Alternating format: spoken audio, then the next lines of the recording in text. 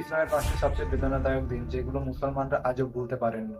প্রথম দিন যেদিন আমাদের প্রিয় নবী সাল্লাল্লাহু আলাইহি ওয়াসাল্লাম এই দুনিয়া থেকে পর্দা করলেন। এটা ছিল ইতিহাসের সবচেয়ে বেদনাদায়ক দিন। কারণ এই দিনেই আমরা আমাদের সবচেয়ে মূল্যবান সম্পদ রহমাতুল্লিল আলামিনকে হারিয়েছিলাম। দ্বিতীয় দিন যেদিন খিলাফতে রাশিদার অবসান ঘটে। এটি ছিল ইসলামের প্রথম খিলাফত। তার শক্তি ও ন্যায়পরায়ণতার কারণে রোম ও পারস্যের মতো পরাক্রমশালী সাম্রাজ্য কেঁপে উঠেছিল।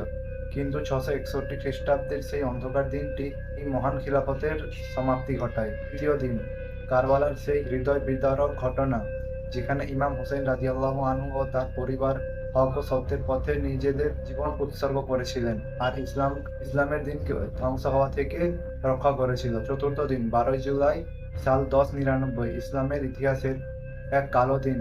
হযরত উমর রাদিয়াল্লাহু আনহু এর হাতে আল কুদস বিজয়ের ৪৬২ বছর পর খ্রিস্টানরা আবারও জেরুজালেম দখল করে অগণিত মুসলমানকে হত্যা করা হয়। পঞ্চম দিন ১২৫৮ সালে যখন বাগদাদ ধ্বংস করা হয়, তার সঙ্গে ইসলামের স্বর্ণযুগেরও সমাপ্তি ঘটে।